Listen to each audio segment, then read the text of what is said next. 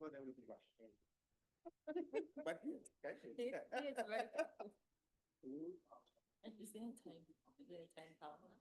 yeah, for sure. You see. I know, huh? This is it. This is it. We're trying to work.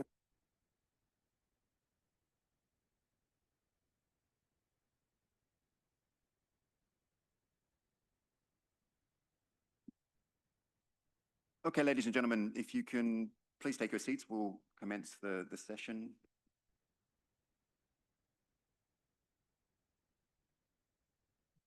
Very good. Well, good afternoon, distinguished guests, colleagues and partners, and welcome to the CFS 53 side event. And the side event's entitled Seeds of Resilience, Unlocking Food System Transformation Through Neglected and Underutilized Species and Agroecological Approaches.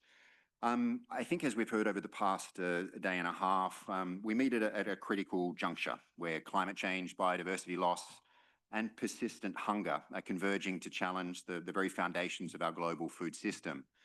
And there is an urgency, perhaps like never before, to act and to transform our systems into ones that are resilient, inclusive, and sustainable. This session is, of course, not just timely, it's strategic, and it aims to highlight how neglected and underutilized species and agroecology offer field-tested, scalable solutions that empower small-scale farmers, restore biodiversity, and improve nutrition, particularly for women and youth. And these approaches, as you're going to hear, are more than just theoretical. There's results that have been delivered in countries like India, Niger, Chad, Tanzania, Burkina Faso, and beyond.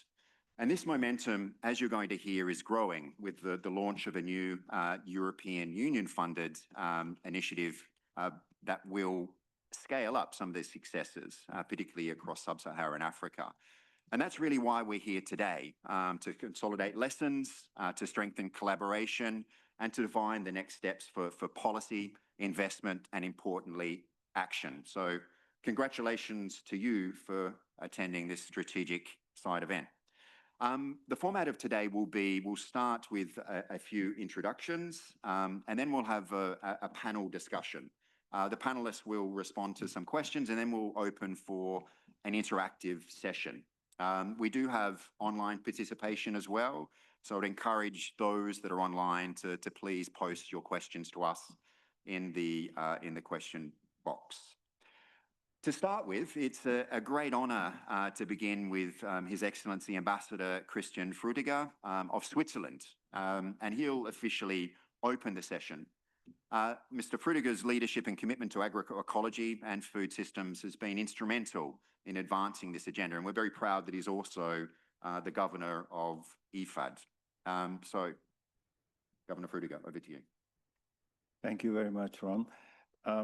Yeah, I seem to have been given the task to open side events at delicate moments in time this morning, unreasonably early with traffic jams, rain, and connection problems. But the session this morning had ended up having over 100 participants in the room and about 150 online. And now, just after lunch, which is basically a similar challenge. So I hope we get to a similar turnout and particularly animated conversations. So Excellencies, colleagues, ladies and gentlemen, huge pleasure to open this session, a really important session, Seeds of Resilience. And let me begin by thanking our partners, IFAD, the European Union, the government of Italy, for joining Switzerland in this effort. So together, we are demonstrating that collaboration multiplies impact. None of us can transform food systems alone, but together we can go much further. So today's discussion on neglected and underutilized species, or NUS, and on agroecology as levers to build more resilient, diversified, and nutritious food systems. NUS represent not only our shared agricultural heritage, but also our future. They offer solutions for climate resilience, for the sustainable use of biodiversity, and for healthier, more diversified diets. However, promoting NUS is not only about recognizing their potential. It is about creating the right conditions for their sustainable use. This means aligning seed legislation with the realities of an integrated seed system, one that values both farmer-managed and formal seed systems and ensures farmers have access to diverse quality seeds adapted to their local environments. Equally important is an enabling environment that supports the marketing of NUS products. Marketing works. Remember, marketing works. We all know it for the better and for the less good. Here it is for the better. We must ensure that smallholder farmers and local enterprises can reach consumers and benefit from growing demand. Here, the private sector has an essential role to play, from innovative value chains and fair sourcing models to investment in processing and distribution. I am particularly pleased that the European Union and Italy have decided to join the Swiss initiative and that IFAD is closely involved. This partnership reflects a strong commitment to scale up what works, to link local innovations with global policy, and to support countries in translating these experiences into national strategies and investments. Through this collaboration, we can achieve much more than any of us could on our own. And with IFAD's engagement, we also hope that the lessons and approaches developed here can be mainstreamed across its broader portfolio, helping to bring NUS and agroecology from the margins to the mainstream of food systems transformation. Ladies and gentlemen, transforming food systems requires courage to innovate, but also patience to build trust and cooperation. Let us use this session to exchange experiences, challenge assumptions, and identify the next steps to make NUS and agroecology central to a resilient, sustainable future. So thank you very much and good conversations. And I will go and recruit a few more people from the coffee break here to come into the room. So thank you very much and looking forward to the discussion.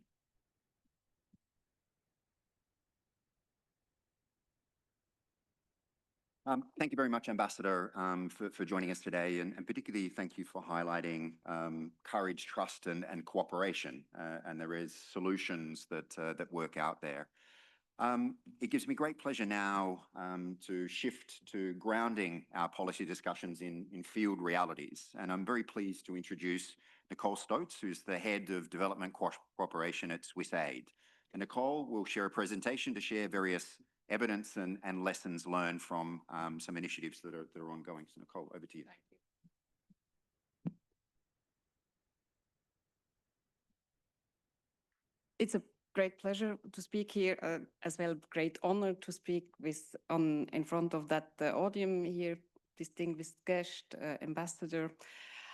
Seeds of resilience is definitely a topic that is worthwhile speaking about. And let me jump just to the next slide and make two kind of bold statements. Our diets are impoverished and uniform. We have only 3 plants, that's rice, wheat, maize, that provide 40% of the global calories of humanity. And to make it even worse, those varieties that we use to grow those 3 species are provided by 3 big companies. So the dependency is quite big, and it is an impoverished and uniform diet. And we lose our heritage, and we risk as well to lose our future. 75% of seed varieties have disappeared in the past, and we witness this on the ground. Actually, in each country we visit, that seeds that have been cultivated by agriculture day by day. And out of the 7,000 species that we have cultivated through the history, we actually now cultivate only 170 at a larger scale. This causes problems in the food systems, and we all know, and Mr. Frutiger has told it, we have undernutrition that is continuing to persist. We have 1 in 11 persons globally that faces undernourishment, and you know it in some continents there are much more. Like in Africa, it's 1 in 5 persons who does not know from where to take the food, who goes hungry to bed, who does not know how to feed their children. So make that a reality. It is not only a figure, it is a problem for people that suffer from this fact. But this year, the first time, we have a new problem. It's obesity. 1 in 10 person is obese, and you may know it in some regions, it's much worse, like in the Pacific, where originally fish-based diets are replaced by highly processed food that causes obesity. And that problem, and let me make another statement from our point of view, leads to what I would say concave food systems. People at the margins are at risk to slip away, slip down, and got forgotten. And this middle ground in which the food system claims to be very efficient gets smaller and smaller. Obesity has doubled in the past decade. And on the other hand, there is this 750 million people that remains undernourished. And even in that middle ground where the food system, the current dominant food system claims to be efficient, it has a very high price tag on it because it causes 25 to 30% of greenhouse gases. And we all know which additional cost that causes. And on the other hand, it is obviously producing immense health costs that are estimated to reach 4 trillion by the year 35. And those costs, very clever, are externalized to the public and not included in what is the so-called efficient food system. Therefore, we believe strongly that we must invest in the margins and as well coming solutions, but coming from the margins.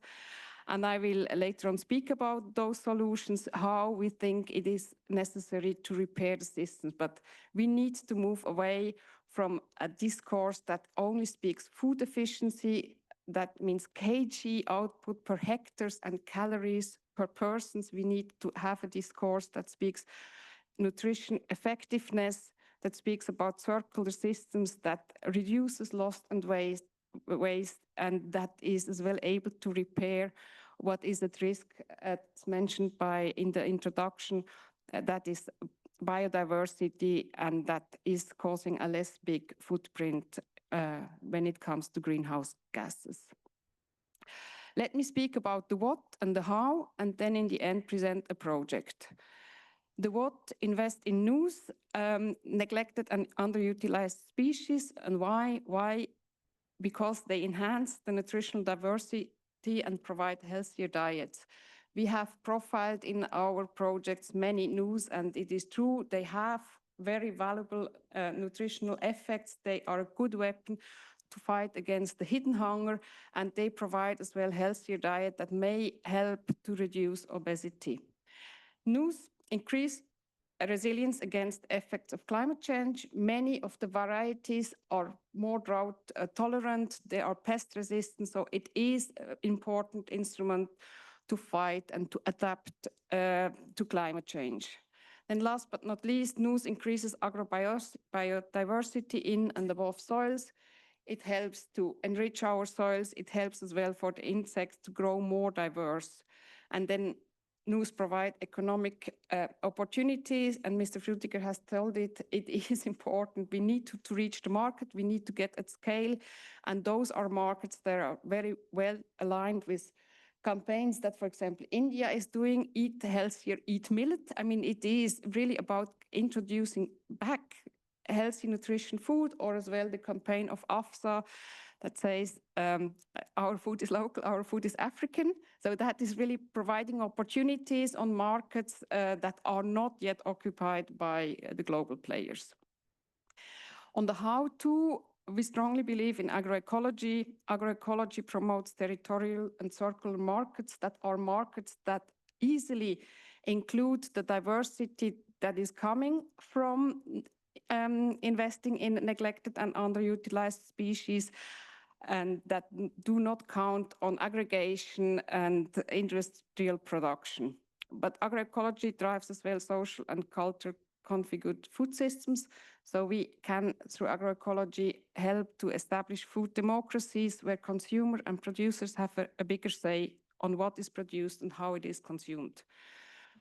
Agroecology has the power to replace external inputs by farmer knowledge, and external inputs are not only toxic and harm to the environment, but they are very often very expensive. We have just done a study in Ecuador where we have seen that farmers spend 49% of their income on debt that they have taken from agro dealers, from input providers. And therefore, agroecology is as well a mean to free farmers from this debt spiral many are kept in. Last but not least, agroecology based on farmer-managed seed system, a point that is very dear to Swisside because it provides farmers in Africa and other continents with access to seed, to diverse seed, and continue to cultivate the heritage that we have built. Let me come to the project that we represent here. We have started 4 years ago in a consortium together with the African Alliance on Food Sovereignty and the Organic Research Institute, FIBL, a project that is called Crops for Healthier Diet, Consumption of Resilient Orphan Crops Products for Healthier Diets, a very complicated name that is generously supported by the Swiss government, SDC, and as well by the Liechtenstein government and other donors in Switzerland. We work in 3 states in India, Chad, Niger, and Tanzania. And we try to we linked push, pull, and policy factors, so the supply side with the demand side, and created an enabling environment. The results of this project, very short, a glimpse on some of them. So 21% say they have a better increase in economic well-being. There are 40% more women that have access to news, 9% of men. Diversity in diets have increased by 5.3%, and we speak here about marginalized persons in rural, remote areas. So that's not the kind of the urban food consumers, but those hard to reach. And in the policy environment, Tanzania and India has registered both, I think, 3 news seeds in their registers, and Chad has created a committee where civil society discusses with government on how to revise the seed law number 16 to include better the farmer seed systems. Around 46,000 farmers have been engaged in farmers' field schools and learned more and diverse agroecological cultivation practices. We have developed without providing subsidies, but only with bringing people together along value chains, 83 news products that have been sold in 120 new created outlets, reaching about 330,000 consumers. And last but not least, in order to really know that the products we get out are really more nutritional, we have profiled, or our research partner has profiled, 1,956 new cultivars across 32 species, and has invested in development a methodology that will allow us to do it much faster and at much cheaper costs in future. Those and other achievements have helped, and let me clearly as well say that achievements have been much easier to reach in Tanzania. We have as well done a tape study that has proven that we have reduced food insecurity by 20%. Then in contexts like Niger and Chad, where fragility, but as well climate change make it very, very hard to reach the same goals like in contexts where we have more stable conditions and that maybe are a bit less hit by climate change effects. But those achievements have allowed us to join now forces together with a sister project that is SUSTLIFE that was or is implemented by the Italian colleagues, implemented in Niger and Burkina Faso. And as already told, we join hands for a new phase of 4 years that in a project called agroecology Plus and Crops for HD Phase 2. With a substantial amount and substantial budget over the next 4 years, expanding in geographies, mainly in West Africa, but as well expanding to Zimbabwe. a country in the southern part of Africa, and continue working in the Indian 3 states, Karnataka, West Bengal, and Odisha.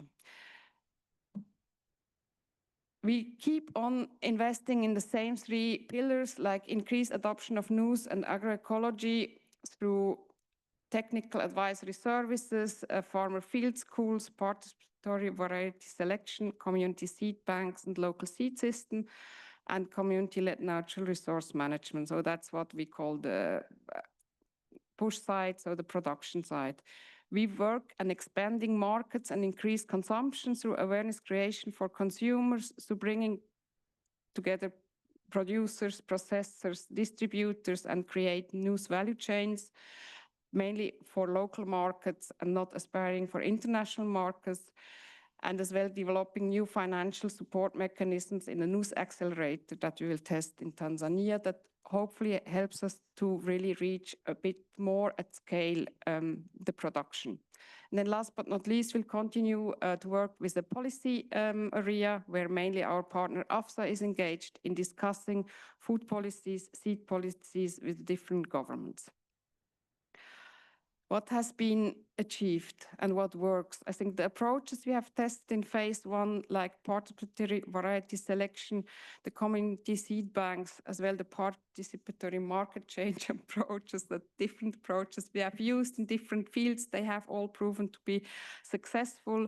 We have put news products on markets and the market viability is there, the demand is growing and created.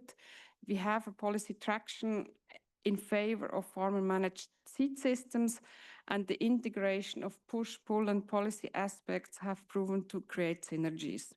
What we need to do and where we need as well innovation is integrating more financial market instruments to scale up news products, what we test with the news accelerator, but as well to invest in thinking how to capture value in agroecological market systems that farmers really take the most benefit out of it and not other actors along the value chains.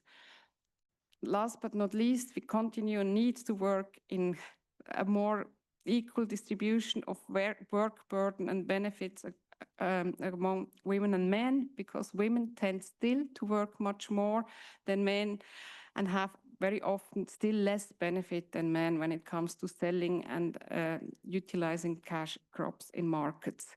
And last but not least, creating pathways for youth engagement and making farming a desirable prospect again remains a challenge, but is well a prospect that we think we can achieve, because showing that markets are there, products can be sold and income is generated, that provides exactly the incentive for young people to re-engage in farming. With that, I would like to close and hand back. Thank you.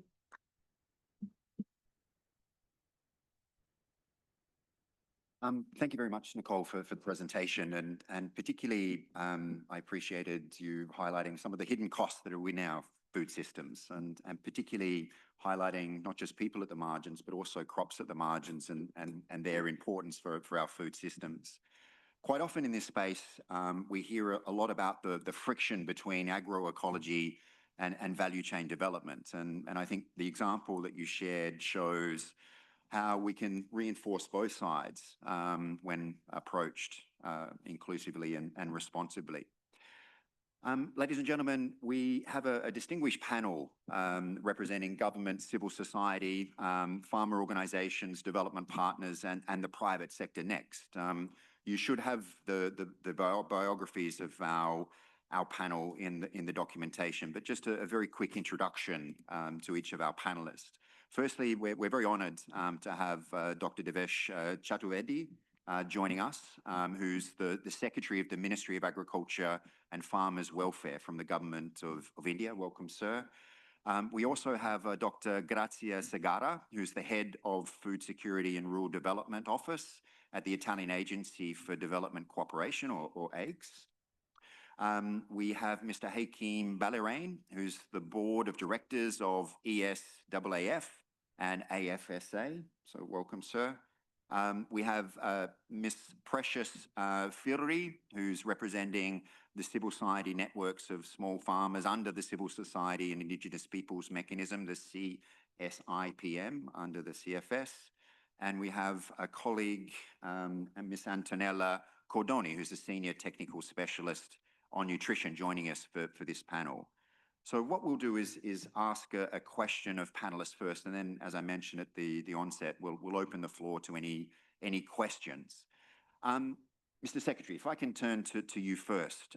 We've heard a little bit in the introduction of India's leadership in this space, and particularly the success you've had of integrating millets into international policies, which has impacted on the food security of millions of people. What we'd be curious to learn is based on India's experience, what were some of the key enabling factors that allowed NUS to move from the margins into mainstream agricultural and food security policy? So over to you. Thank you very much for this opportunity and for this important event. In fact, millets were very much part of our dietary system in pre-Green Revolution era. But with the upcoming of the Green Revolution, the dietary habits changed to wheat and rice. That was all across the country. But later on, it was realized that only over-dependence on wheat and rice is leading to nutritional deficiencies in the general population. And therefore, it was further seen that our traditional food systems of millets had everything which is required for the sustainable agriculture. So it was rich in nutrient content. It has fiber, proteins. It is gluten-free, and also nutrients like magnesium, iron, calcium, potassium, etc. And therefore, it was the Honorable Prime Minister's vision, which led to, first of all, was the branding of the millets. In fact, millets were relegated to a secondary food grains by being termed as coarse grains. So the general perception was it was an inferior grain, while the fact was that it is a superior grain because it has all the nutrient qualities which otherwise wheat and rice don't have it in that quantities. So we started with the campaign of naming it Nutri-Cereals or the superfoods. And he himself coined the word of Shri Anna, which means the most rich food or the most superior food grain of the country. And it was also realized that introduction of millets in the diets will help a balanced diet. It also addresses the issue of climate change because it requires less of water. It is grown in rain-fed areas, and India's rain-fed areas are about 45 to 47%. Therefore, there was a move, first of all, to take it to the global stage, and FAO was collaborated with, in India's insistence that UN declared it as International Year of Millets. That was 2023. So millets rose to the global stage. And in India, within India, we had a very submission of millets under the National Food and Nutrition Security Mission, where we were providing major investments for the development of millets in the country through better seeds, area expansion, and improving the processing infrastructure. Then what we also did was there was a need for demand generation and in all segments of the society. So we also had a collaboration with the Hotels and Restaurants Association, the hospitality sector, the chefs. So the recipe development, because the millets are something which require a special treatment to get food which is edible. So recipe development with the chefs of even the luxury hotels down to the smaller city levels. That and also the dietitians and even the we can say even the medical professionals also were asked to sensitize the people of how obesity and diabetes can be reduced using the millet-based diets. And that led to a lot of awareness generation among the middle class and the upper middle class, which enabled more and more millets coming into the restaurants as one of the essential food items or cuisine items. And also the dietitians also started their weight reduction practices using millet-based diets. So millet became part of most of our cuisines within the country.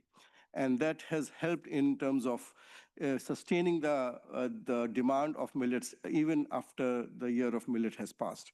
And therefore, what I feel is that we just read this phrase of better production, productivity, better nutrition, better environment, and better life, which is the FAO's motto in one of the places. And millets completely fit into that particular structure and that ethos.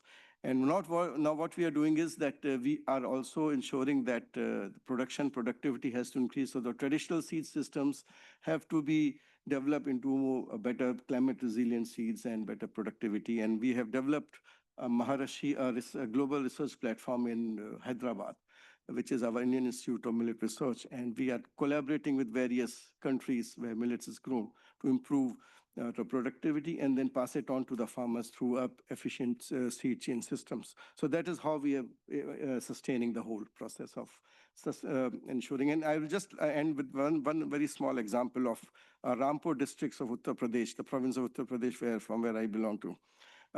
There was a farmer producer organization, a farmer collective, which developed millet-based processed foods and it provided with the help of the district administration to the Anganwadi Kendra or the preschool education preschool Anganwadi Kendra to the pregnant mothers as well as to the children. And within a year or two, there was a huge improvement in wasting and stunting.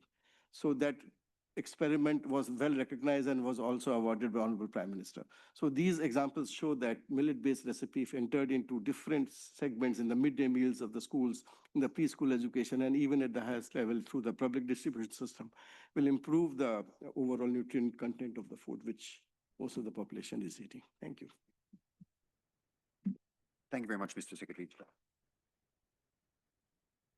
And I think the example is a fascinating one, just in terms of how India has been able to match the political with the policy, but also to take opportunities right across the supply chain of different demand and supply constraints and opportunities. So thank you very much for sharing that.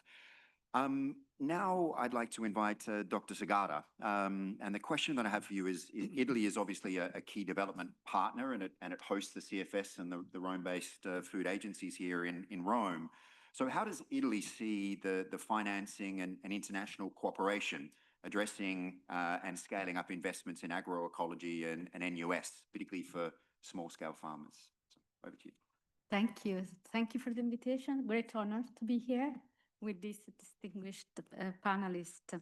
Let me start with the personal note.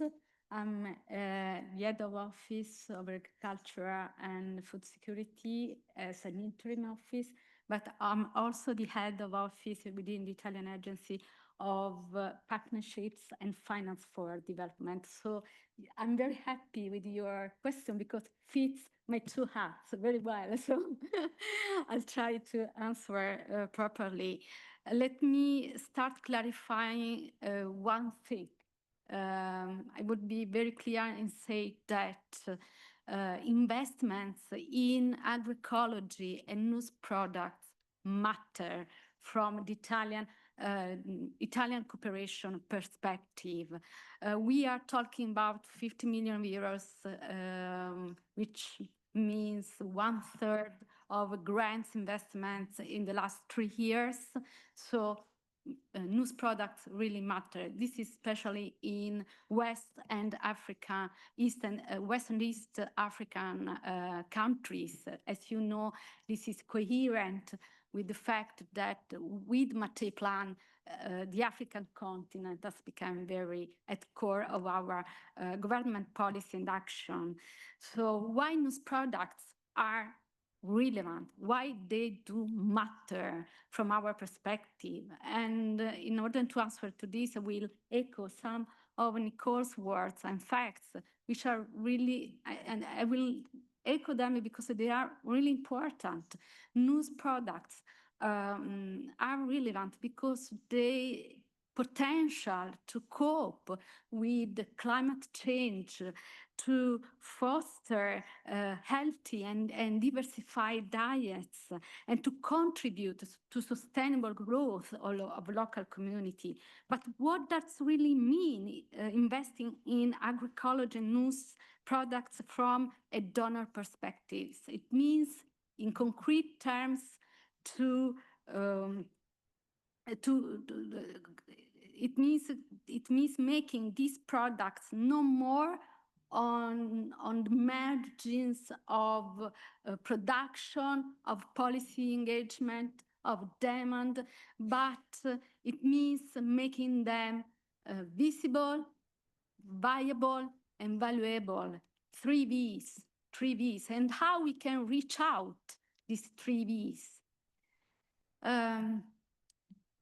Very simply, as Nicole was saying before, even the ambassador in the opening session, through multi-stakeholder approach and partnerships.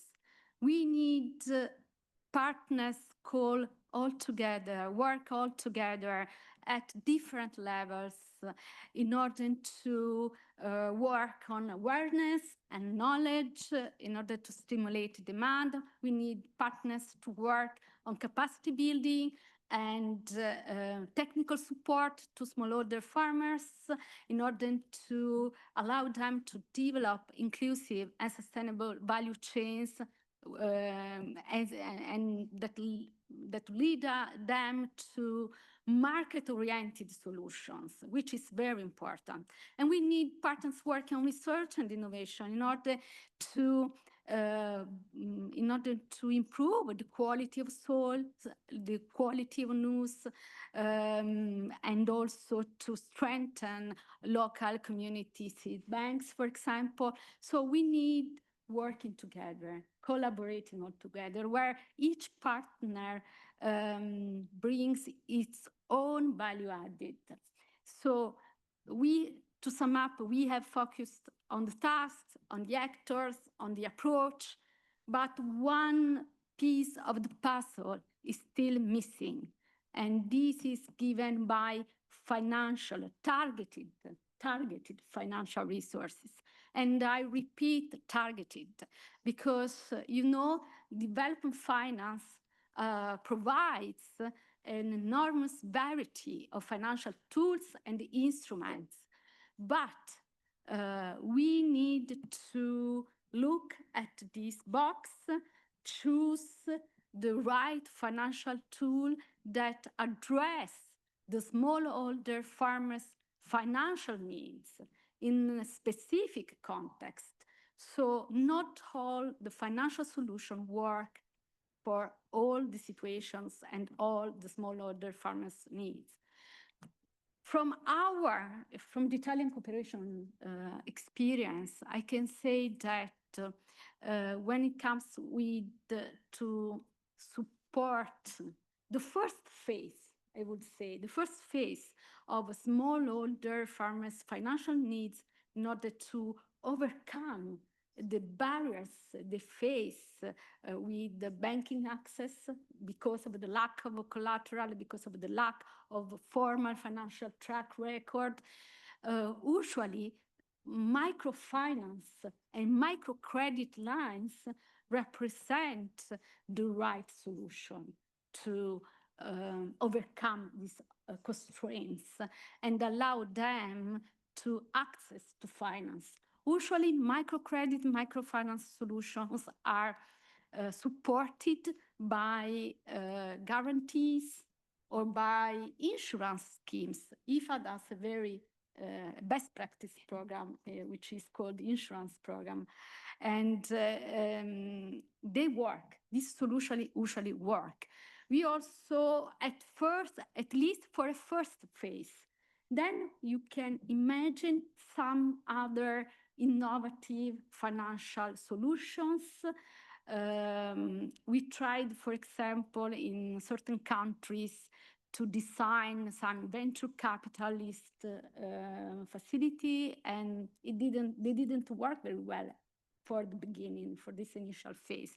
So my suggestion, and from our experience, the most important thing is to assess the financial needs of smallholder farmers and try to take from the finance development toolbox the right financial instrument for them.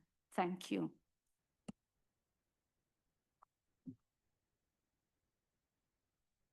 Thank you very much, and particularly thank you for highlighting the importance of multi-staker partnerships. And we've got two speakers coming next, which I think will give a good perspective from different parts of these multi-staker partnerships, and also, I guess, from a biased EFAD standpoint.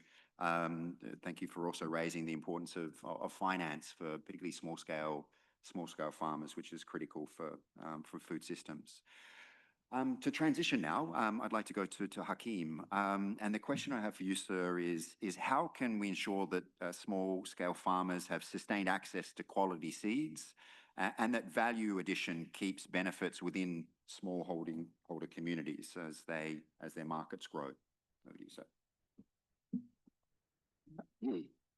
Thank you very much, Rita, and thank you, SE08 and colleagues, for giving us this opportunity to be speaking today about the cooperation between the consumption of resilient orphan crops and products for healthier diets.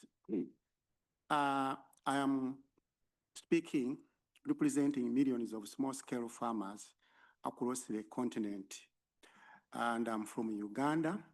You saw there ESAF, AFSA, these are acronyms. Eastern and Southern Africa Small-Scale Farmers Forum is the largest small-scale farmers network in Eastern and Southern Africa in 17 countries. And ESAF is a member of AFSA, and AFSA is Alliance for Food Sovereignty in Africa, having membership in 50 countries and reaching out to over 200 constituencies. AFSA is a a broadly based network of networks. Let me tell you shortly about it before you can jump into the subject matter in relation to the question. And AFSA strives for empowerment of African communities in their efforts to achieve sustainable, just and equitable food system that prioritizes agroecology and food sovereignty. Our diverse membership, comprising smallholder farmers, pastors, fisherfolk, indigenous people, faith-based institutions, women and youth networks, activists, CSOs, consumer associations in Africa stand united in advocacy for a food sovereign Africa that embraces its cultural, ecological heritage and ecological heritage. Back to today's theme or subject matter, across Africa and beyond, farmers face the same challenge of climate change, as has already been said, degraded soils, inadequate access to seed that truly work for their local conditions, and other challenges are policies which are not pro-farmer seed varieties. But through the Crop H4 project, we are proving that farmers' varieties are neglected and underutilized species or nodes are not crops for the past, but crops for the present and our future.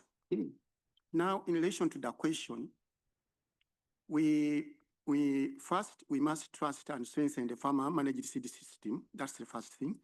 And this is got from the experience, as already said, from Tanzania, Niger, Chad, and India under the crops for H4D, but also beyond. And this shows that when farmers lead in seed variety selection, enhancement, breeding, multiplication, and storage, quality and adaptation is guaranteed. This is done in conjunction with recognized research institutions and organization at national level in some countries. Now, through participatory research, over 300 crops have been recharacterized and 38 community seed banks are now functioning, conserving hundreds of nose varieties. These are real living banks, not freezers, but in hands of farmers. We also build local capacity, and these are seed guardians, seed multipliers, and women leaders are trained to conserve and share seeds. In Tanzania, for example, 300 seed guardians and 67% are women, are ensuring their communities have constant access to seed that perform well in their soils, ecosystem, and ecology. This approach is also developed in many other countries. That's why, till today, 80% of the seed on the continent is still from the farm-managed seed system. In some government, they call it from informal seed sector, which we reject. We are not from informal. We are farm-managed seed system. Finally, we engage the policy-making process in all projects through national dialogue and advocacy. They are indicators of including farm-managed seed system in laws and agricultural strategies. As you heard, Chad and Tanzania, fortunately at higher level, through the CADAP, as the CADAP stated, it will strengthen local seed system. We are still pursuing farm-managed policy strategy, which is about to be finalized. This is how we intend to secure legal recognition and protection of local seed, including the news. On how to make farmers continue to choose this option, we need to emphasize ownership and protection of farmer seed varieties. Legally, establishing separate national seed registration catalog to cater for farmers' varieties, because there is already the national catalog. But for this, they only take those which are those, the distinction, the stability and others. So farmers will continue to grow local varieties because these seeds are attached to their culture, heritage, and sometimes identity. And if they bring value and dignity and income, that means connecting seed to vibrant local market and ensuring consumers appreciate their nutritional and cultural values. When farmers see their crops transformed into products that sell with proper packaging, branding, quality assurance, they will realize that local crops can also be profitable. This can only happen when local policy framework environment is favorable. At AFSA, we have My Food is Africa and Seed is Life campaign, celebrating traditional food based on local varieties, including news and seed festival are becoming seed and local food festivals. These events reached more than millions of people through TV, radio, and the news are heavily climate resilient and proudly local. And then and the other issue of the market, the last part of the question, sorry. How do we ensure the value stays within the smallholder farmers? Recognition. First of all, we need recognition of the farmers' varieties, registration and protection of farmers' varieties in the names of their communities, not individuals, because this is where the patent comes in. So one comes, just takes a trait and gets and patents it and brings it back as seed. Here we are saying let it be in the names of the communities. And there should be a fair, local, and inclusive value chain. Farmers must not only be breeders, they must also own part of the market. We do this by strengthening farm organization, cooperative, and women entrepreneurs by creating local processing units, selecting grading, and farmers input shop. These seed varieties are not allowed to be sold in the formal market. For example, in Chad, farmers association sell the news products directly in the market and fairs. This keeps the value chain within the community, not in the hands of the middlemen or foreigners. Policy must also protect these markets. Government should support participatory guarantee system, local procurement policies, and public food programs that prioritize products that are from smaller scale farmers. Finally, we need responsible investment, one that strengthens community control, respects traditional knowledge, and avoids the capture of local food system by corporate actors. So thank you for this opportunity. Once again, I submit. Thank you very much.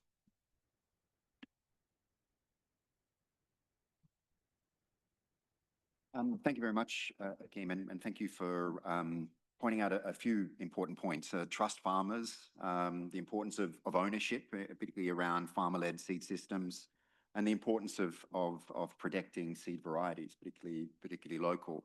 I really also liked your reminder that we can't forget the culture in agriculture, and that's critically important of people's connections with their seeds and with their crops and with their food. So we very much appreciate your intervention. I'd like to transition now to Precious. So from your field experience, beyond seeds, what are some of the other barriers to scaling, whether knowledge, market access, or land tenure, or something else? Over to you. Thank you. Hi, everyone. My name is Precious Piri. I'm here with the Civil Society and Indigenous Peoples Mechanism, the CSIPM, and also representing the network from the sub-region of Southern Africa, coming from Zimbabwe, and also representing small-scale family farmers. My brother here, Hakeem, has spoken at a very wide African level. And so it's good that he went ahead, and it's good that Nicole also did the stats, which is nice. I can then freely share from the lived experiences of farmers. So as a worker with farmers, a practitioner, and a small-scale farmer myself, I also live in rural Zimbabwe. It's a privilege to share here with you. I like your question. Says beyond seeds, what are other barriers? That means seeds are the foundations of any scalable farming system. Not only seeds, but indigenous seeds, because indigenous seeds keep the memories of the land.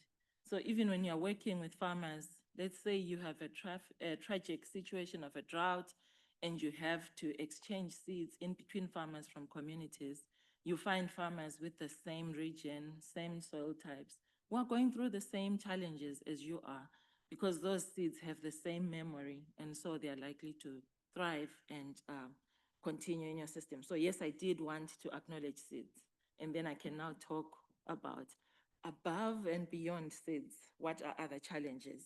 I work in the drylands of Zimbabwe, a very challenging landscape in itself, but seeds, this session is Seeds of Resilience. Farming is about resilience, and farmers have ways of making it work wherever they are so that we all have a chance to thrive. But there are emergent issues that he mentioned some of them, and I'm just going to graze through, and I hope that my speed of talking is fine. First, I'm going to talk about the land and territorial insecurities that are affecting small-scale farmers, but mostly also women, the young people, and girls. So women and youth, or young women, because they are really in the front lines of the food systems. Communal farmers and the tenure systems in most of Southern Africa, in rural areas, land is state-owned, and therefore decisions can be made anytime about the land or the territory, to business, to mining, to many different adventures. And that insecurity is, in a way, unsettling, or can give people very little hope. Over 80% of women are in rural areas. Some men have migrated to the cities. So the women are the ones who are battling these matters, but generally farmers do not have a full right to the land that they farm on or that they steward. And under AFSA, there's a movement that has started in West and Central Africa. Our land is our life. It's a big struggle. It is, so because without territorial justice, seeds cannot take root and agriculture cannot scale. The next one will be loss of ancestral seeds, which is also, you were talking about, Hakim, and ancestral seeds, food, and memory. Because of invasions of industrious agriculture, the beautiful maize that was introduced even on landscapes where it won't work, cotton farming, and the cash cropping, such that people then really tend to leave the seeds that have carried us for civilizations. We have indigenous crops such as upogo, finger millet, spinaches that come and we knew how to preserve and eat in the lean seasons. We have bambara nuts, cowpeas, protein sources over and above our goats and chickens that we love. All of these, most of these seeds have disappeared from the granaries, from our memories, or from our everyday diets because they are less fashionable.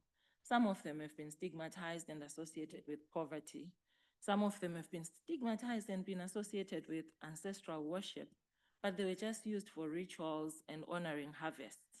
So, but as a movement, I'm very happy to talk about these things because even at AFSA, regional, such sub-regional level, Seed and Knowledge Initiative, national networks, and grassroots networks, like we work in, these seeds are coming back through participatory action research, through inventories, farmers themselves exploring why are we no longer growing these foods? Because in the end, we thought they were poor people's seeds, but they're the ones that survive in our regions. So they are gaining their importance again. Inputs and knowledge systems that undermine local indigenous windstorms, really extractive models of agriculture that are sometimes pushed by big corporations through our governments, everybody meaning very well, but unintentionally destroying local food systems and causing people to be in perpetual poverty and hunger. And then we have now started, again, participatory action research, starting to create biofermented fertilizers, alternative ways of managing pests. You cannot take out pests. You cannot plant the same crop so that it's easy for you to spray herbicides. We worked together collectively, socially, and we would help each other manage weeds that could destroy our crops, manage pests, and also manage how we harvest. And then false climate solutions. Please, if I'm speaking fast, I hope the interpreters can say. I mean, our governments are currently busy designing carbon credit schemes. We are not trusting of these schemes because what we know is they displace farmers. They displace them from their forests, from their grasslands, where we graze our cattle, our goats, and our sheep. We also have an amazing input and inflow of synthetic fertilizers and pesticides. But the good thing is farmers are open to new knowledge. So even if there is extension officers, and the other thing that we've noticed in the civil society movement, you work with those government officers, they can be the guardians of your plots as well as farmers trial out the natural ways or agroecological ways of farming. And when the truth comes out, farmers know what to choose. We all want to thrive. We want to be able to feed our kids throughout the year. Markets, which are probably one of the biggest ones, territorial markets, or just the general value of agroecologically produced foods and seeds. Generally, our consumers are not very aware of the value, and therefore farmers are not getting in return the energy and all the health and the benefits of these foods. The next thing, which will be my last thing, is climate change. We are in the front lines of climate change, and farming is definitely bravery. And having agroecological solutions, regenerative agriculture, all the frameworks that are promoting building life are giving us what I'll call in my language, isibindi, or the bravery to forge ahead and go to our lands and continue to farm, continue to trial out, continue to use our natural inputs that are within our landscape. I speak also as a smallholder farmer myself. Each season in Zimbabwe, in Southern Africa, is very uncertain. And over time, we're realizing rains are, right now, I don't know when are the rains coming. Back then, we would know that around mid-November, we would start to plant. But now, I don't know, it could be end of October. It could be somewhere in January. So it's very unstable. But all this, the resilience comes from agroecology and ways of working with the soil so that the soil can slow, spread, and hold water and create mixed cropping so that you enable resilience. Also have animals to then, if crops fail, your rangeland might carry you. And so the work we do starts at a landscape level, down to the crop, down to one family. I thank you in the respect of time, and I'm done.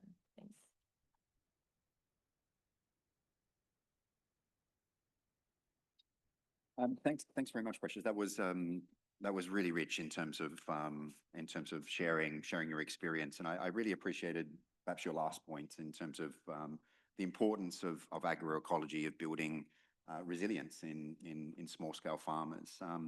I also really liked what you were saying around the importance of participatory research and action, involving farmers in making sure that they're able to protect their own ancestral seeds and crops. And also, I mean, linking back to the secretary from India, consumers understanding the value of NUS is critically important, and the Indian superfood branding example under the Prime Minister is perhaps a good example at the other extreme of how to do that. It gives me great pleasure now to go to my colleague Antonella. And Antonella, the question I have for you is multifaceted. Could you tell us about the nutritional impact of neglected and underutilized species on vulnerable populations, and particularly your deep knowledge on Indigenous people who have been custodians of such crops for generations? How can interventions support Indigenous knowledge systems, and how can we ensure that Indigenous communities benefit equitably from any value chain or commercialization of NUS?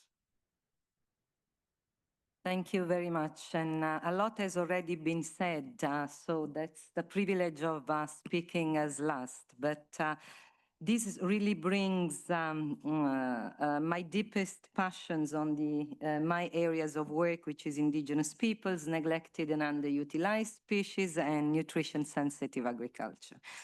And the first thing I would like to say, having worked on these three dimensions, is really that the diversity of peoples correspond to the diversity of seeds, of crops, of practices, of biodiversity, and of biocultural diversity. So my first message is that we can't forget the people who have been using and who have been protecting these species. Because if they were not there, these species were not there. And we see the rate at which they are disappearing nowadays. So what we need, first of all, to understand, these are not simply seeds. These are not simply commodities. These are not simply products. No, these are practices, these are knowledge, these are languages, because as they disappear, the languages and the practices disappear with them. These are cultural heritage and identity. And as Italians, we know very well, all over the world, we go with our food identity. And these are community bonds. Let's not forget how important it is for the intergenerational knowledge that is passed on from elders to the youth. And we have very good example of partnership with Slow Food on this, working on neglected and underutilized species, where elders and youth join hands and they create presidia of crops which are going to be extinct, but they become communities of youth, communities of elders. At IFAD, we have been working on NUS for the last 20 years, particularly on the ground research with Biodiversity International. And we have, let me do some commercial, we have a framework, and what is important, we have 5 guidelines on how to develop value chains with neglected and underutilized species, maintaining the sustainability, because where is the risk? The risk is gentrification, and we have seen it already with quinoa, no? And those indigenous peoples for whom quinoa was the staple food, they could not afford to eat quinoa any longer because the cost was too high. So we need to work hand in hand with communities. We need to regulate the seeds market. Because today, who owns the seeds of NUS? These are the community. They are not neglected by the community. The community consume them, and these are basket for their food security and nutrition. And let's come now to the nutrition value. There are so many research that are showing how many of this the nutrient value is very high. And if we look at some of the grains, the millet, the amaranth, and others, they also contain protein, they contain amino acid, they contain zinc and many other species like folio, who is used a lot, contain much more micronutrient compared to mainstream crops. These are some of the images that you're seeing with the research we have done, and also the people who still have these foods. So the very difficult question on what we need to do, we need to be humble. We need to think that this is a humanity heritage, and that the people who are still in the community need to be at the center of every development. At IFAD, we are trying to do it at our best. For instance, in one country very dear to Ron, in Kiribati, the people, the project, the university conducted research. And this is one important point, the participatory research, where the science is not alone and the people are not alone. And this is what we need to bring together. The result was this kit where vegetables that were used as ornamental plants then became edible, simply because people had forgotten. And the level of malnutrition went down incredibly when they were start using, to the point that some of them with a high level of vitamin A reduced night blindness. So, and many other examples in Laos, for instance, recently they were conducted at village level in participation with the project Wild Edible Selection. And one of the concerns that the villager raised was the monocropping. Now that these species are become sexy because they have a market, the risk is that we go for monocropping. It is happening in India also, unfortunately. So the balance there is not easy, but we need to be there with the people. We can't pretend we only have the answers. Over.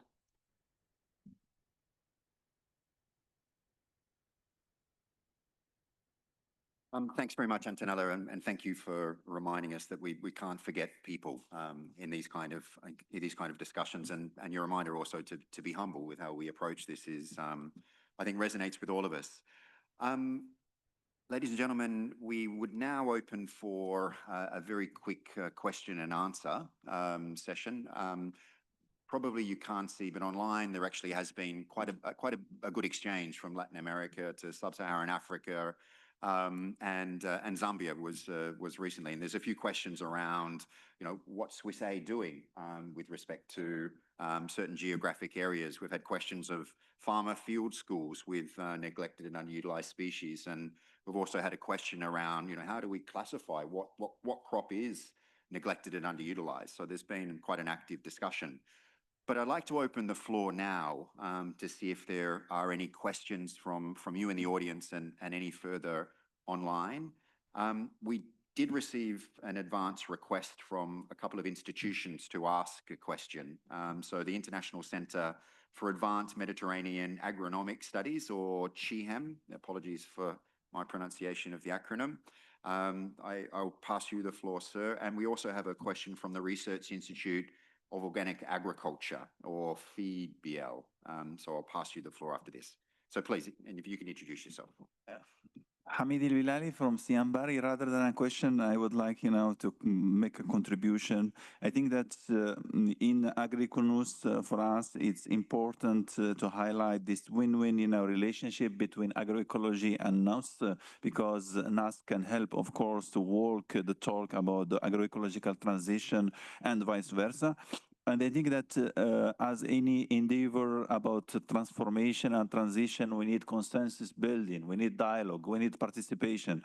And that's why, for example, in Swiss Life project, we created what's so-called stakeholder forum in Burkina Faso and Niger, where we have about 50 institutions in each country. And last but not least, that I think that is important also this dialogue between science, policy, and practice.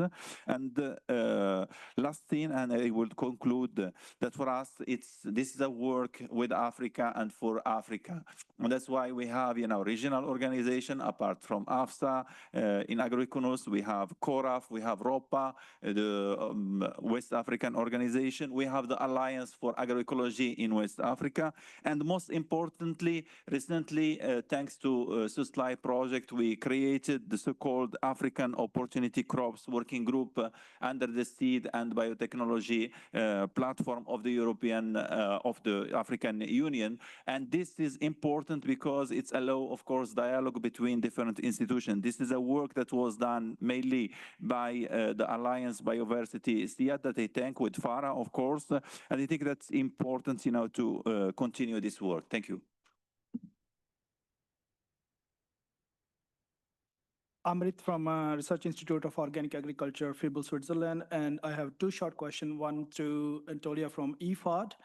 I think as now you rightly mentioned that we are moving from project to scale. So small projects where we have shown the NUS value and nutritional value and everything.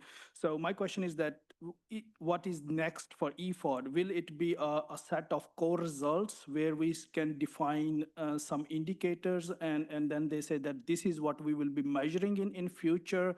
And is it possible to link those indicators with the financial trenches for the future so that we can make sure that the momentum we have gained through these projects is continuous with the financial support? Another short question to Dr. Divesh from India. I think we talk a lot about behavior change on consumers and producer sides, but in our last 5-year experience in Crops for HD, we were also struggling a little bit that it's very difficult to get shift of attention from cereal-based production system at government level to the millet-based. And congratulations to you and to your office in India that you have done that by mainstreaming millets. What were the major hurdles like 4 or 5 years ago when India decided to go for that, and how to shift that attention from cereal-based production system to millets? I think this will be a very valuable for the other countries, and India can serve as a lighthouse example to other countries who are following the path. So those are two short questions. Thank you. Excellent. Thank you very much. So perhaps I can go to you first, Mr. Secretary, because there has been a few questions online as well around sort of extension type approaches. So it'd be great to share your experience of behavioral change, shifting attention, and how you managed to achieve that in India. So just very briefly, I will mention that what I have already mentioned earlier. I'll not repeat it. But the main issue is well, we do talk of forgotten seeds or not the traditional seeds which are now not in vogue. But the strategy was not just it was not just emotional that we have to preserve our culture. That was one of the strategy. But more than that, it was something to hit the consumer that this is something which is useful for you and it is necessary. Because rural population has this issue of wasting and stunting of children. It has an issue of iron, folic acid deficiency. And the urban population has the issue of obesity and diabetes. So both ways, the millets fit into both of these challenges. And therefore, the concept was to show to the people that if you start using millet-based diets, it will be something which will be helping you improve your health, improving your well-being, and in long term. And that actually did catch up with the consumer. And it's very heartening to note, as just mentioned, which I missed, that if you go to any store in India, big store, the global brands or the national brands, you will find millet-based noodles, millet-based pizza bases, millet-based breads, millet-based dosas, idlis, so everything, cookies. So why are they producing? It's because there is a demand of consumer now, which they want a better diet, a more healthy diet. So that was the whole strategy, which was, of course, led by our Honorable Prime Minister, but down the line, the states, especially those states which are millet-based producing states, like states of Rajasthan, Uttar Pradesh, Madhya Pradesh, Odisha, South, Karnataka, all those states, different millets are being grown by different states in different ways. They were growing it, using it, but now there has been a sort of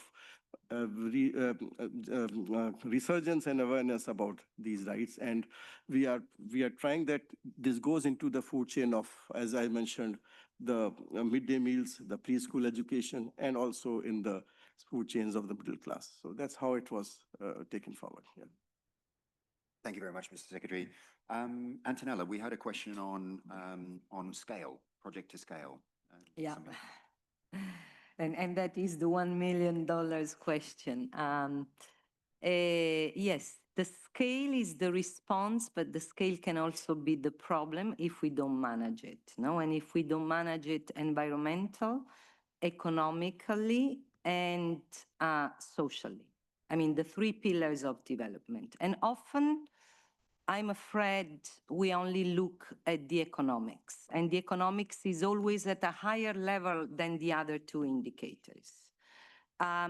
But this is improving, and when it comes to indicators, this is where we need to balance very well what we measure. No, I'm not in favor of inventing new indicators. I'm in favor of cross-checking the indicators, because we have the indicators of income, but income cannot be the key indicator, no, when it comes to our projects. But we are starting having a lot of indicators on biodiversity, on production, on increased production. Now, can we twist a bit and understand what kind of production? When it comes to nutrition, all the consume that is brought to the market is being bought by consumers. And if we know that this is diversified food, if we know that this is news that is also being brought to the market, we can use the different indicators that we have and cross-check them. So a lot needs to be done. I was also thinking of the indicator of minimum dietary diversity for women, just to give a technical point. And unless the questionnaire, the minimum dietary diversity for women, measures the micronutrient, is a proxy indicator for nutrition, okay? And it is 10 food groups. And I've been questioned whether this is useful to also measure the micronutrient that news provide. I think so. What is important is to frame the food groups very well. And this is where we need to think, where do we put millet? Is it simply a grain? You know, so these are the things we need to think a bit more and try to understand the cross sectors of indicators, because we will never find one indicator to have the results at scale. Over. Thank you very much, Antonella. We had a few really interesting questions that have come online as well around, there was one to Precious, for example, on what kind of policies work for neglected and unutilized species, et cetera. But unfortunately, we need a little bit more time for that. So respecting that many of you have to be back in plenary, et cetera, I'd like to perhaps now conclude the panel session by expressing our appreciation for the panelists who've joined us today. So please join me in expressing.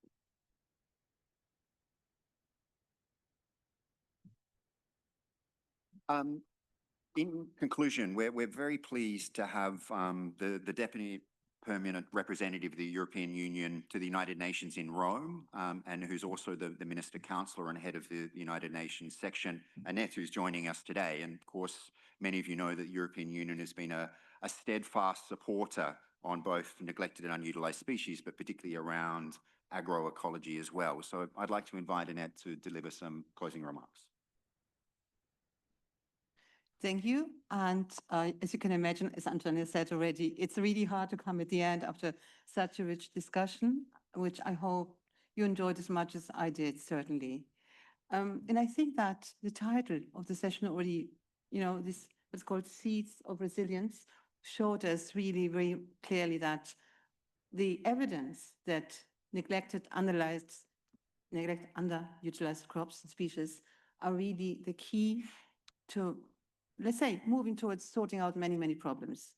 And we heard a lot about the high availability, capacity to adapt to climate change, to adapt to certain conditions, to be rooted in traditions, in cropping systems. All this referred, I think, really, really convincingly. I left a tiny aspect, which we could maybe elaborate in this follow-up section one day, and that was the perspective of having seeds and underutilized crops as our life insurance. If you are a breeder, if you are a researcher, you know very well that without these resources that we're losing more and more, we really don't have the tools for adapt to future challenges.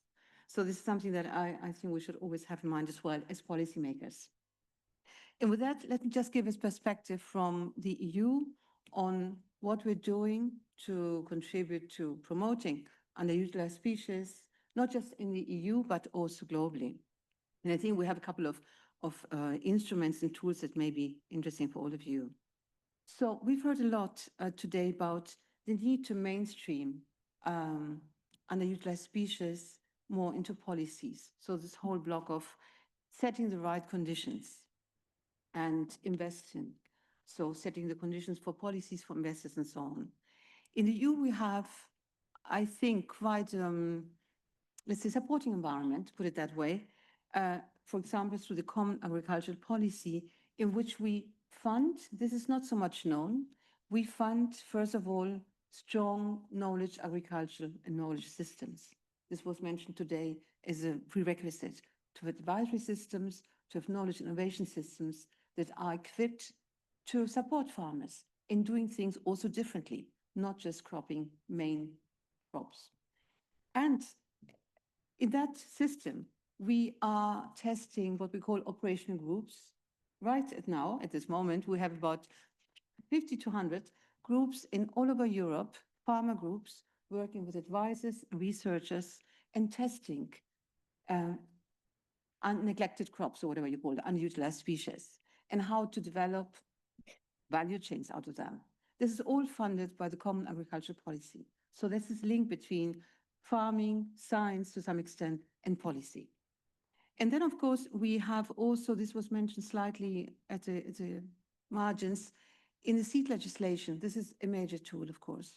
In seed legislation, seed marketing legislation, we, I would say, rather tend to look for what we call DUS, durability, uniformity, stability. In the EU legislation, we have some chapters by which we promote the exchange of non-homogeneous seeds. And this is something that has been key to promote land races in Europe. So this is one issue. Now, when it comes to developing value chains, which we heard today is also key in Europe and globally, there I would like to highlight the projects, some of which were mentioned today, through the ZERA, in the ZERA Plus program. So you've heard about crops for HD and agroecology. I hope I spelled them correctly. These are major initiatives. One is about 60 million, one is 6, one is, we have really substantial funding. But it's not about the funding itself, as you've heard as well. It's about the partnership that we have with Swiss colleagues, Italian colleagues, and colleagues in Africa, really the implementing ones, that are trying to look into the whole value chain through across sectors and regions in various countries, in particular in sub-Saharan Africa. So all these experiences, this funding, has been crucial, I think, also for us in Europe to better understand how we can interconnect, let's say, our commitments to the treaty on genetic resources for agriculture, for example. Sorry, and to implement this on the ground. So these kind of projects are really one of the examples. And then there's more softer examples. We have an education program by which we are funding in Africa. It's called Youth Mobility for Africa program. And there we are bringing together scientists with entrepreneurs on orphan crops. This is a very tiny project, but it has been extremely, I think, inspiring, and is hopefully replicated at a larger scale. And then finally, let me also mention something I feel really, I've learned today about who is implementing it. That's the World Food Map. It sounds like, voila, it's a tool where you can see what are the main food consumed all over the world. But it's exactly where you connect your own habits, the culture of other people, how crops are connected to spaces, to people. That is also something very, very powerful. So we're exploring these various kinds of instruments, policy, funding, tools for awareness raising, to try and promote something that we think is so important, is how to get this rich diversity that we have in principle on the plate and not just on the plate, but also the ecosystems, really part of a landscape that we need to preserve. And I think that one of the figures was really powerful today, that we have 10,000 of potentially edible species, and we almost eat only 4. Well, 40% of calories come from 4. So let's celebrate this kind of diversity and don't confine it to a niche. This would be the main message of today. So last point is, I was asked, well, how does that relate to our work at CFS today in this week and overall? And I think that the CFS being I will see it like as a broker, trying to bring together policymakers, civil society, business, this is kind of very unique feature. And Christian Frucci just said, cooperation multiplies impact. So that thing is something that the CFS is particularly good at, bringing together various stakeholders and hopefully multiplying impact. So we hope in that sense that the CFS continues to advocate for diverse and healthy, nutritious and sustainable food systems, and that we use this forum here to exchange and to also bring, let's say, to the policy level, all the experiences that are brought here to this place. Thank you.